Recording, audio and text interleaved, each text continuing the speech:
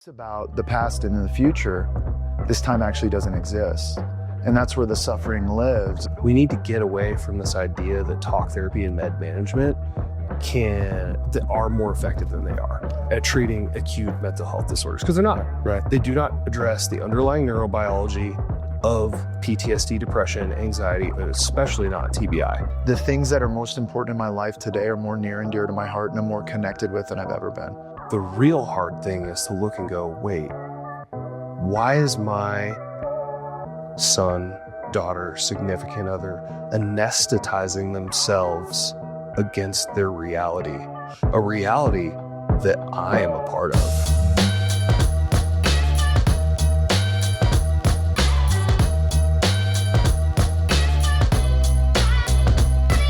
Hey everybody, and welcome to another amazing and exciting episode of Finding Peaks. Yours truly, President and Founder, Chief Executive Officer 𝗕𝗀𝗏 So grateful to be here today in our new digs, new studio. I got Pikes Peak over my left shoulder here, and grateful to be joined by the first episode in the new studio, my great friend and colleague, Sam Peterson, Denver Mind Spa. Let's go, man. Great to have you here. Dude, so happy to be here. Love the new place. Thanks, man. Grateful to have you. Sam was just a couple weeks ago, 2-3 weeks ago, we were down at the winter symposium, kind of chopping it up and walking around. And we were inspired again to kind of get together and talk shop about mental health, stress, sleep, diet, exercise, how all these things play into physical well-being and optimization of physical health. So there's no other person I'd rather have on the show talking about this stuff. What is going on in your world, my friend? Well, you know, we were talking a little bit before the show about, you know, entrepreneurship and about how chronic stress can just tank performance. And, you know, in both of our lines of work as CEOs, we have to be at the top of our game at all times, because you never know when all of a sudden life or the universe is going to take a hatchet to your plans. And that became really apparent, you know, full disclosure yesterday. I got kicked between the legs a couple different times in my business. And this morning I was in the gym, just having a really hard time focusing, thinking about all of the different things that could go wrong in my business and how it could just tank everything. And I had this quick moment of clarity. It's just like, hey man, be where your feet are, because if you don't focus on this workout, you're not going to be able to perform later. And that just brought up a lot of thoughts about how we as entrepreneurs do this all the time. And by ruminating and using our creativity negatively, we're really shooting ourselves in the foot from a neurobiological perspective. Yeah, that makes a lot of sense. It actually brings up for me back in early 2023 when we got hit with what would eventually be the stream of about 10 different curveballs over 2 years. And I remember I was reading a book at the time, and I've mentioned it on the podcast before, but it's called The Power of Now. And it's by a spiritual teacher and leader named Eckhart Tolle.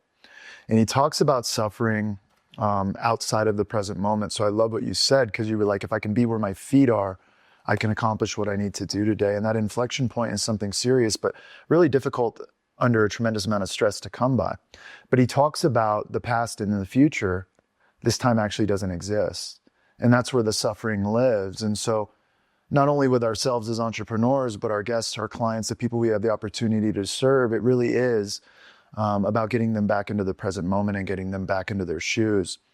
And through that focus, over the last few years, I've been really able to experience a tremendous amount of gratitude, because I can be where my feet are. In those moments when I jump into suffering as an entrepreneur, which is very, very common because we're thinking 5 years ahead and what we did a year ago that could have been different.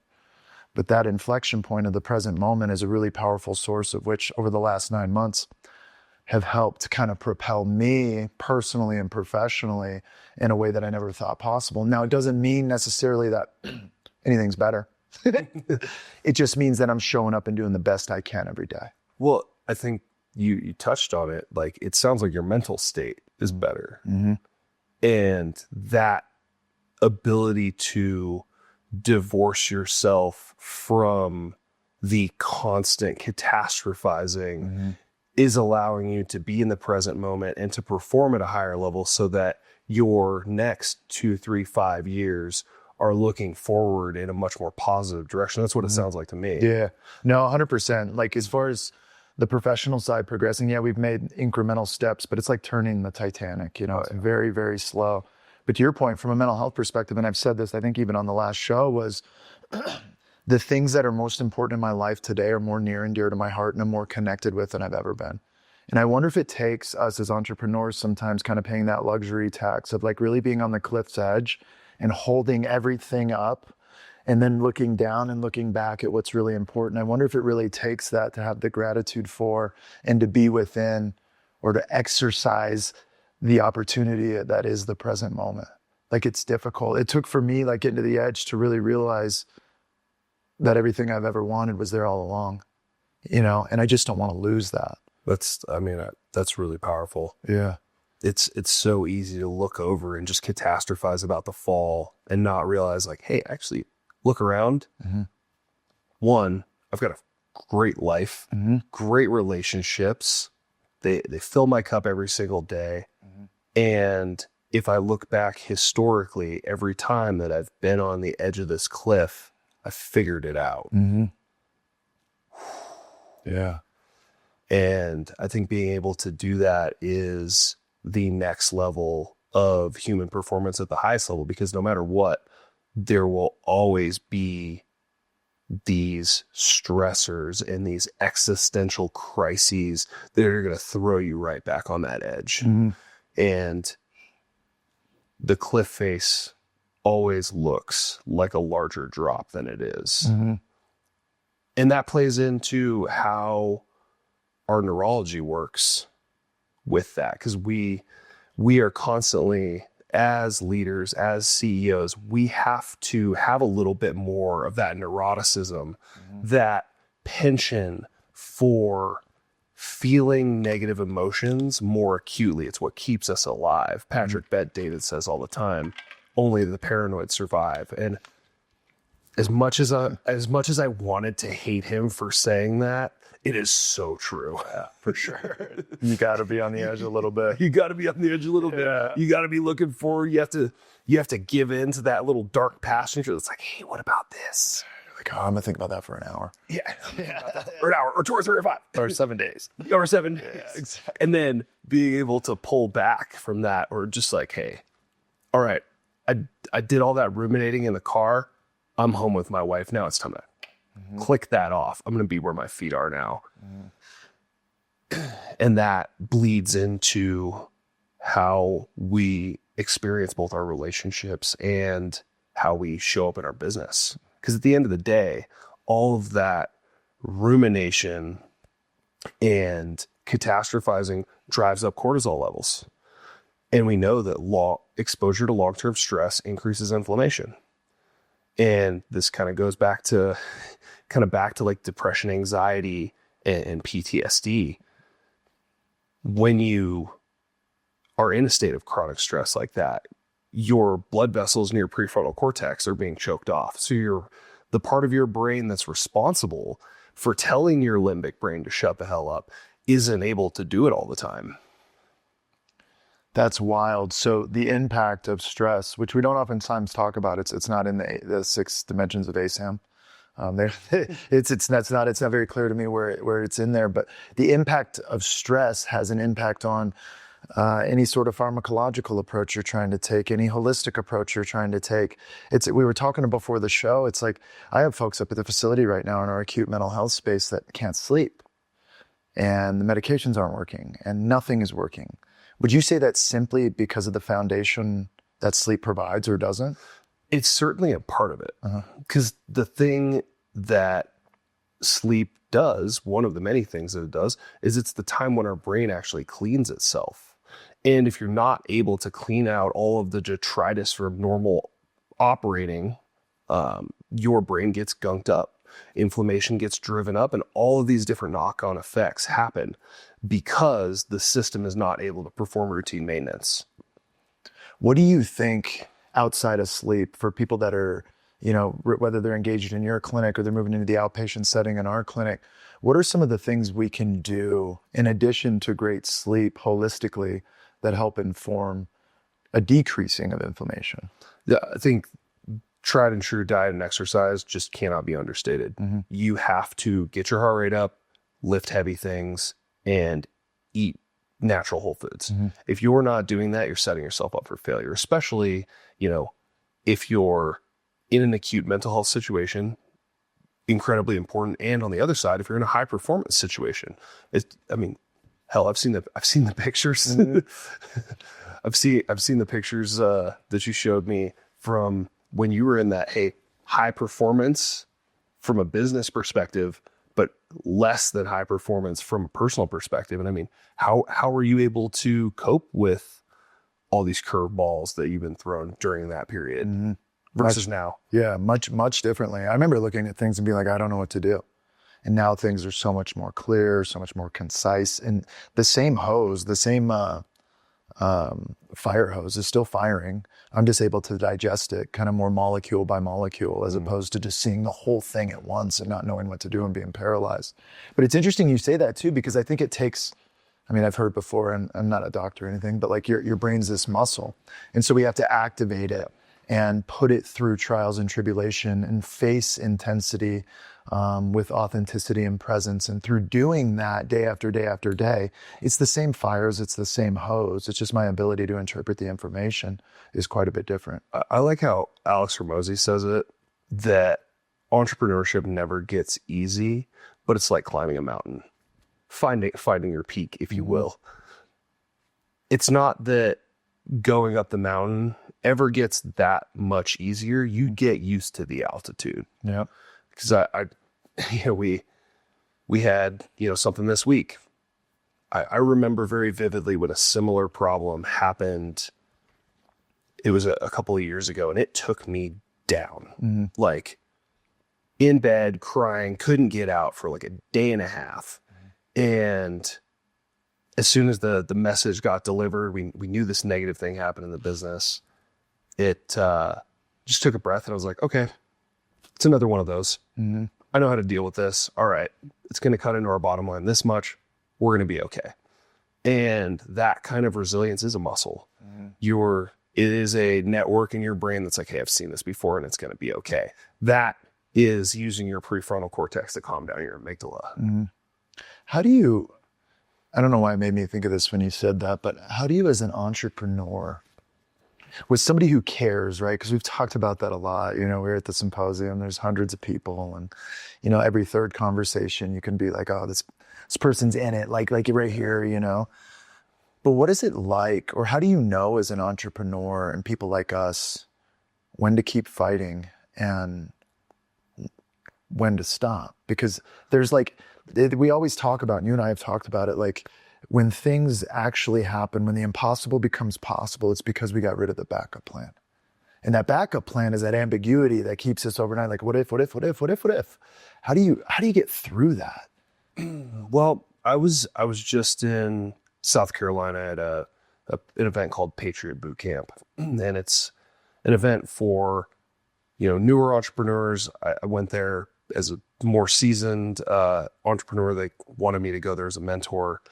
And what I found is the people ahead of me, we all shared something in common. We all had these same stories, these curveballs that just hit us straight in the face over and over and over again. And I'm not going to make payroll, and I'm going to have to sell my house. And oh my God, what did I do? I ruined my marriage. Every single successful person who was in that ultra wealthy centimillionaire category had the exact same story. And not only did they have those exact same stories, but they had that exact same story of resilience. They either figured out that something they were doing wasn't quite working, there was too much resistance that wasn't giving, and they took a sidestep and pivoted, or, and this is where I find myself, is despite the challenges, what we see are these incredible results. We're seeing, incredible results in symptom remission, like 14 to 17 days. That doesn't exist anywhere else in mental health. So despite the challenges. People don't feel that way in inpatient treatment. No. With the volume turned to zero. Yeah. Like in the best therapeutic setting. Yeah. I mean, we just had an Army veteran with PTSD who wasn't sleeping, couldn't hold a job, couldn't focus. And hell, in 3 weeks, she's applying for a position. She feels great. She's able to reconnect with her kids. And it's those stories. Mm-hmm. It's knowing that you're making an impact in other people's lives that drives me to keep going every day. Mm-hmm. And, you know, not everybody who listens to this is going to be in mental health and they're making huge impacts. They could be selling widgets. Right. That doesn't mean that there's any less of an impact in the environment you create for your employees. Mm-hmm. You know, the greatest contributor to someone's mental health isn't your therapist. It's who you work for. Mm-hmm. So even in those situations, there is a ton of value, intrinsic value to be derived from providing that sort of space and that sort of value to the people around you. Yeah. Yeah, that's impactful. It's the stories for me are an incredible thing. You know, we had a guy come through our program in 2021 and he did pretty well. And then he went back. He's from New York City. Real good kid, man. Like fucking just one of the most talented, like wrote a song while he was at Peaks. He sang. And you could tell that we were spending the best days of this young man's life with him. Whether that was going to continue or not, I don't know. It's above my pay grade. So he comes back most recently in 2025, spends about 6 months in and out of outpatient primary care, decides to stay in Colorado. And he ended up passing away last week from an overdose. And so, not in our program, but he was out in the community and very good kid, man, touched a lot of people. And I was able to call his dad and, you know, he talked to a father who lost his son. You know, it's a difficult conversation. One of which I hope I never have to face, but he found himself like in gratitude. And his son had just passed away 4 or 5 days ago for the time that we gave him and we got to spend with him at Peaks. And in that moment, I knew every bit of blood, sweat, tears, energy, stress that goes into this mission is meaningful and it matters to people. And guys like us, why I love that we care so much and why I know that we're going to be successful in our endeavors is because there is no backup plan. We don't quit or we don't turn it over to shareholders. We go until our last breath. And you and I have committed to that in one way or another for the people that we serve, which is very, very powerful and something that comes through in conversation and energy in the work that we do on a daily basis. So I love that you brought up those stories because I get a few of them every week and I'm like, all right, I'm just going to go work harder. I'm just going to keep working hard, you know? So I love that about MindSpa. I love that about your crew. I love that about the way that you show up in community. Because it seems to me, after being a part of my 13th annual winter symposium, that those relationships and those types of providers are very few and far between these days. Yeah, I think you're right. I mean, it's very rare to find founder-led organizations that are just mission first, outcomes first.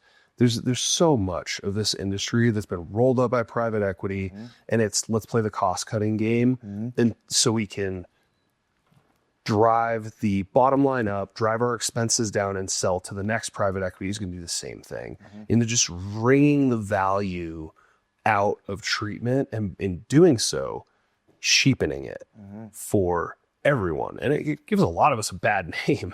I could think of a couple places, in Denver that do that on the outpatient side. And it's frankly disheartening, a little disgusting. But it also gives founder-led organizations a real place to shine as well. Yeah. And that is the balm for constantly getting punched in the face by regulatory agencies, insurance companies, the one-off pissed off patient. Yeah. These owner-occupied situations. I mean, it's interesting you say that because at the symposium and just in normal kind of day-to-day business development stuff, when we talk about being a legacy program, over 10 years, and last I checked, there was 3 of us that are Raleigh House, Rose House, and Peaks Recovery over 10 years, owner occupied and owner led. And there's some special sauce to that, because when we do our Thursday director meetings, we're not despondent to shareholders. Not that some shareholders, not that they're all created even, but we're outcomes driven, we're human driven, we're patient driven. And I think that shows up in a market today, to your point, as kind of like a bright light. The only problem is that families are left kind of trying to find a needle in a haystack, because it's my website versus yours and ours versus theirs. And it's a difficult mountain to climb sometimes. But I think these differentiators that you and I are talking about over time, one day at a time, will eventually kind of rise to the top, and people see that clearly. Yeah. And I think that there's also there's an opening door with, psychedelic therapies, with neuromodulation. I mean, what you guys are doing with TMS with your clients is pretty incredible. Mm-hmm. And hell, nobody's doing it. Mm-hmm. And, there's so much more that even could be done. Mm-hmm. Like when you add in all of these different modalities, like this stuff works, mm-hmm. and it works fast. Yep. And this is just the tip of the iceberg. Mm-hmm. We haven't even scratched the surface of like what EEG guided or personalized TMS can do for people. It's incredible. Mm-hmm. Or, ibogaine being legalized in the States. I'm really excited about that one. Heard they're going to have a spot in Boulder here in the next 6 months. Yeah, the same one that's out in one of the providers I know locally here use them. It's the same one out of Tijuana. Yeah, apparently it's a great shop. I don't know the name though. Talk about Ambio? It sounds familiar. Oh, anyway. Could be, yeah. I mean, there's so much. This is such a great time to be in psychiatry, because we're just knocking on the door of understanding the brain and using these new tools and using these new neuroplastic tools along with culturally confident therapy to like heal and rewire the brain simultaneously. Mm-hmm. I really think that in the next 10, 15 years, we could drastically reduce, if not eliminate, the drug abuse problem in America. Mm-hmm. And then, next step from there is neurodegenerative disease. Mm. Yeah, for sure, man. I love what you're talking about too, because we've been able to, a lot like your guys' hyperbaric chamber, that's just an add-on for people because it decreases inflammation. The studies are there. We don't need insurance to pay for it to tell us that it's good for people, and it's going to be good for their healing. It's another thing with this TRICARE TriWest contract is like nobody does inpatient treatment. Nobody wants to do inpatient treatment because they don't get paid a lot. But if we can, Peaks has decided to take this low rate, stabilize our veterans, get them into the ambulatory levels of care for some of these life-saving measures after we stabilize their AUD or their acute mental health. And so I think a lot like you guys, we've created these service lines that really inform like regulation and then getting into some of these life-saving things, which is really, really cool. So it's been fun working with this population, and we just started to step into it. But I'm really excited about the impact we can make, because there's not a lot of residential doing any sort of TMS step down or anything like that. There's only 3 that I can think of across the nation off the top of my head. Mm-hmm. Yeah. And that's what needs to happen. Mm-hmm. We need to get away from this idea that talk therapy and med management that are more effective than they are at treating acute mental health disorders, because they're not. Right. They do not address the underlying neurobiology of PTSD, depression, anxiety, especially not TBI. No way. Like, because if you are not addressing the inflammatory cascade that is going on in the brain, you are wasting the patient's time. Period. End of story. Right. And you are certainly wasting their money and the money of the insurance companies that are paying. Because at the end of the day, if as a treatment center, as an outpatient clinic, our goal collectively and individually should be to make it so the patient never has to come to our level of care again. Right. Heal. Yeah. It's such a dirty 4-letter word. I know, man. You'd be like, what'd you say? Did you say cure? Yeah. Don't say that. Don't say that. I think it's called remission. Say it is. Yeah, it's called remission instead of cure, because our entire system is set up to create lifelong patients instead of just directly targeting that root cause and helping our patients get over it permanently. Mm-hmm. Why? I mean, why can't that be the goal? Oh, there's no money in it. Well, good. Let's work so hard, solve one of society's biggest problems, and put ourselves out of business. And while we're doing that, I'm sure we'll figure out some other problems. I know, right? Yeah, dude. It's so funny, man. But next, global warming. Let's go. yeah, everybody's in the business for repeat business. And don't get me wrong, you know, we have guests come back and our goal is lifelong healing. And at the same time, we want to plant a seed because not everybody's in the right spot to go down the path they need to that's necessary for their recovery. And so I think at the very least, you plant a seed for a future opportunity as well. So I wanted to chat with you about something. We weren't talking about it before the show, but it's been on my mind this week. I've just been hearing a lot about it. What is your take on specifically people who cope with substances and the old kind of approach with substance abusers, addiction in general, especially on the family side of things, was to not love them into recovery, but ultimately, like the show Intervention, set a boundary, tell them if you don't get your shit together, you don't have a family anymore. What do you think? Where do you think that inflection point is? And how would you point, which direction would you point somebody in a family if they came to you asking about their loved one who was struggling with substances? And of course, they're associated and connected with a lot of high-risk behaviors. Yeah. You know, not to tell anybody what to do with their family, because every situation is different. I can tell you what happened with mine. Yeah. Because my little brother caught a meth addiction early in life, kicked that, and then caught a cocaine addiction, like so much so that he doesn't have a septum anymore. Damn, yeah.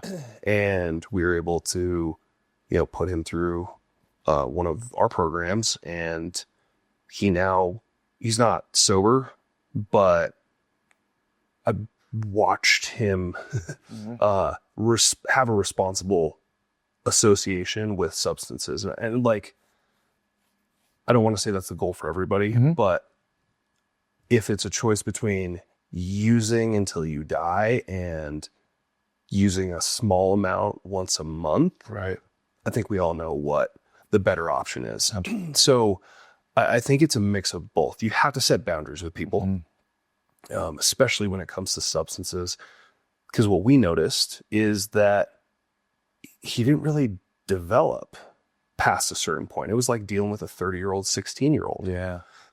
The prefrontal cortex was just not there. And he wasn't able to cognitively understand the impact that his actions had on the people around him. And so we're like, hey, this is done. You're going to treatment. We're going to do the TMS and the hyperbaric oxygen therapy. And it made huge strides. He gained more functional control over his impulses. And then he moved in with us for a little bit. And I thought, and this is, you know, my ignorance on display here. So I thought, hey, me and my wife are both high performers. We work out every day. We eat right. We have a very, very balanced life. This example should be enough. And it wasn't. It became very clear, you know, after 9 months that even though he was able to put on the brakes for substance abuse, the development of habits and discipline was still not there. And I didn't have the bandwidth to do that. So, you know, I found a really good friend of mine who used to be a Delta Force operator who who had a penchant for helping young kids get to the next level. And I was like, hey, this is the best thing for you. So I think that to go back to your question, it starts with boundaries, but there needs to be compassionate treatment that addresses the root cause. And then we need to look at, like, where is this person in their developmental cycle? Is this someone who is a 35, 45-year-old, 16-year-old? Right. Because we need to do something different with that individual. There needs to be a lot more one-on-one coaching, a lot more hand-holding, a lot more teaching them how to be an adult human. And for men, teaching them how to be a man. That doesn't happen. That doesn't happen in treatment. That doesn't happen in inpatient. That's not something we really talk about. The road to proper rehabilitation has many peaks and valleys. And we have to meet people where they are and just get them on the damn path. Yeah. I love what you said there, because not once when you identified what you would say to a family did you say, well, we need to tell them to stop using drugs. Just stop doing the thing, right? You didn't say that once in any of that. Oh, well, Because a lot of this is like, somehow now sobriety is considered success. that, I have you ever read Johann Hari, Chasing the Scream? No, but I love his quotes. Yeah. For anybody who hasn't, he uses the mammalian model of addiction. If they did the experiment, the rat park experiment. Experiment number 1, take rat, put the rat in cage, food, water, heroin. Rat does heroin till it dies. Oh no, these drugs have chemical hooks. These hooks are going to get into you and they're going to pull you in and you're never going to be able to get out. Forever. Yeah. So that was the running hypothesis for years, for decades. Then someone decided to run a different experiment. They got a bigger cage. Rat park, baby. Rat park, baby. Yeah. They got a bigger cage. All the rats went in it. There were a ton of them. They got to run around, Everybody play, can do heroin. have sex, Yeah. food, water, heroin. What does our model tell us about what's going to go on in this experiment? What is the hypothesis? That this is going to become the rat trap house. Yep. They're going to start playing nasty rap music, Yep. and they're all going to get high on heroin drugs until on they the die. porch. That's right. Other rats are going to roll up. The other rats are going to roll up. There's going to be drive-bys in Rat Park. Yeah. It's going to be awful. Rats will go extinct. Rats will all go extinct. Yeah. What happens? The exact opposite of that. No They do it once and they never do it again. The same thing goes for mammals. It is not about the chemical hooks of some drug. If that was true, anybody who ever went and got surgery would be addicted to opiates. Yep. Right. Anybody who is a pediatric patient or bariatric patient who got ketamine would be addicted to ketamine. Not the case. That's not what we see. Addict. Especially if you're an addict. Yeah. Not what we see. Yeah. So it's not about the hooks. It's about the cage. The opposite of addiction is not sobriety. The opposite of addiction is connection. And that is something that we forget at our peril. Yep. I love that, man.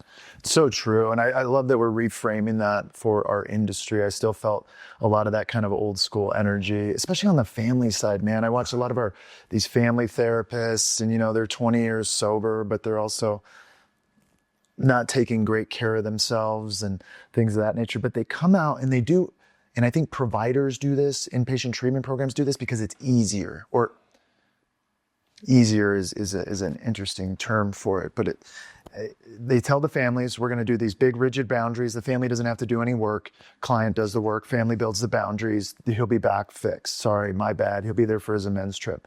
But there's no family recovery. There's none of that. And so I see a lot of these treatment programs, they push this like narrative on families to be like, tell your son if he leaves treatment. Oftentimes I think it's nothing more than a retention model to make money. Because the family doesn't grow, they don't show. And if they don't show, the young adult doesn't go. And it's a very tough thing because we know family recovery is everything. So I love what you're talking about because it's so easy to hit the easy button today, but the hard thing comes 20 years from now. Yeah. Well,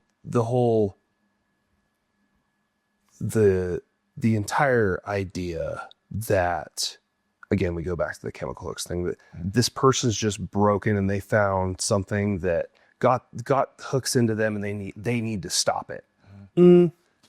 That is the easy button. That is the lack of logic, easy way out. The real hard thing is to look and go, wait, why is my son, daughter, significant other anesthetizing themselves against their reality? A reality that I am a part of. Right. Shit. That's a tough question. That's a real tough question. A lot of people don't want to ask that. Yeah. I mean, that is why the rates of sobriety in programs and overall, if you really look at it, I think it's what, 2% of people stay sober. Yeah. It's alarming. Yeah. Yes. Because we're not getting to the root cause. Now, there's a lot of neurobiological stuff we can do, reinforce the prefrontal cortex, use things like TMS. It's great. But if the rat comes out of Rat Park and goes back in to the isolation cage, what is going to happen? It's the same thing that happened last time. Hard to get enough of something that almost works. I love that. It's so interesting too. We had a guest come in yesterday and I toured him and his family last week. He's got a ton of anxiety, man. Real young guy, standing off in the corner, but you can tell all he wants is connection. We got the best medical team and everything's wrapped around him, all this stuff. And he's like, last night, he's like, I don't know, maybe it's not the spot for me. I need to go. This morning we got on a chat and we're like, hey, let's grab him. Let's just move him to the house right away. Let's get 3 of his peers, like-minded peers, young adults to come over who are kind of senior members and just share with them, let them know what they're connecting with tonight, let them know they're going on a hike in the Garden of the Gods. I saw him this morning after that happened over the first hour's day. He's just like, yeah, man, like I don't need to leave. This is going to be great because I got these guys. And it's just like, it's everything, dude. It is everything. Dude, Ron says it all the time, my business partner. Be a good mammal. You can solve a lot of the world's problems just being a good mammal. You can solve a lot of yours too. Yeah. You see miracles happen just by someone with 20 days into the program going up to someone with 4 days and being like, hey, man, I see you, I care about you, and your outcome matters to me. Come with me. It just is better than any therapy. It's the craziest thing I've ever seen. And then if I got somewhere to go on Saturday night where I'm expected to be and it's a barbecue, like maybe I won't sit there and do heroin. Maybe I'll take a rain check on that. Well, I mean, at the end of the day, where are you getting your dopamine? Right. Yeah. Are you getting it? You getting it IV, mainlining your dopamine, or are you getting it through human connection? Yeah. One after another. Yeah. One after another, reinforcing those loops, being a good mammal. Mm-hmm. If you flex that muscle enough times, it becomes a lot easier to use. Mm-hmm. But so often and so easily, I mean, and this goes for entrepreneurs too. Shit, I find myself doing it. When you're in the hole, you find yourself isolating. Yeah, man. Closing the door. Yeah. Door closed, blinds open. Just trying. Yeah, man. I grab my Xbox controller and I'm like, I don't want to talk to anybody right now because I'm in a lot of pain. Mm-hmm. And that very, very easily becomes a self-reinforcing cycle where you're like, I don't want to go see anybody at all. Actually, I don't even like people, actually. I don't. Turns out. Yeah. And then I go into treatment, they're like, you have antisocial personality disorder. I'm like, yeah, that's what somebody who's not curious would say. You know? Yeah, I bet you're going to call me a narcissist. Yeah, I guarantee you. Yeah, because you're an entrepreneur, you're your guy. All that stuff, man. You're saying I'm highly neurotic. You're highly neurotic. You got it coming. Exactly, man. Oh, man, I love it, man. Always a pleasure having you on the show. Before we wrap up, anything you want to update the viewers on, anything fun you guys got going on there at Denver Mind Spa? It is always, I hold that you guys in highest regard on what you're doing from an innovation perspective alone is cutting edge. So, oh, thanks, man. Well, like you, we are really focused on, working with veterans and first responders. We've, recently become a part of the Path for EMS program. So now any first responder who has a EMT or paramedics license has an $1,850 grant attached to them for the treatment of mental health disorders. Our clinic is the only place you can do hyperbaric and ketamine through that grant. No way. Yeah. When did you guys get that? Oh, that's been in the works for a while. Okay. Yeah. So that happened. So they can come get their services there and then get the hyperbaric as well. Yeah. So they can get up to 24 sessions of hyperbaric for no cost, just using that grant. And it also can take up to 60% off the cost of ketamine infusion therapy. Oh, nice. Yeah. How long from, let's say a first responder has an issue or a mental health crisis or something come up, how long is it to get that grant and then to come see you guys? I can have it in an hour. Okay, so they call you first? Yeah, they call us. Okay. Yeah, they call us first. Just do our intake paperwork. My staff gives them a call, and then we put it into the grant program, and it's very fast. So we're able to get them in within the next week or two right now.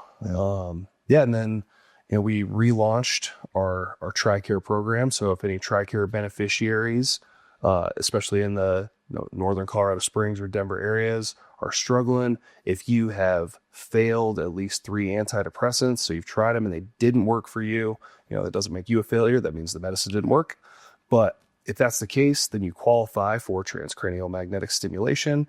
And through our program, we are able to grant ketamine infusion therapy and hyperbaric oxygen therapy at a super, super low cost. So patients are able to get, $20,000 plus worth of cutting edge mental health treatment for a very, very low cost. So we're really working on bringing down the barriers to treatment for our veteran and first responder population that just so often get left out in the cold. Yeah. Yeah, I love that you mentioned that, man. And I'll continue to say it. There's nobody that I know offering those types of resources in addition to what their insurance pays for. And so if you're looking to get in, you're a first responder, you're a military service member, active duty, combat veteran, or your family, and you're in Northern Colorado, even Northern Colorado Springs, outside of Peaks Recovery down here, I think Denver Mind Spa is absolutely my choice for outpatient clinical services with respect to the opportunity our service members and first responders have to actually healing and getting back into the day-to-day. And I think that's something that you guys do better than anybody, and something that's been valued in the highest regard of the service members that I've been talking to is like, how do we get people back to work better than ever? Right?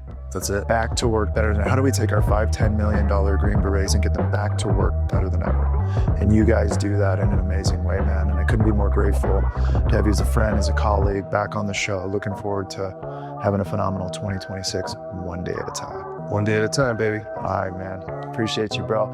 All my beautiful listeners out there, welcome to the new studio. Check out Peaks. Let's go, baby. Onward and upward, baby. Saving lives, mission critical. Until next time, peace.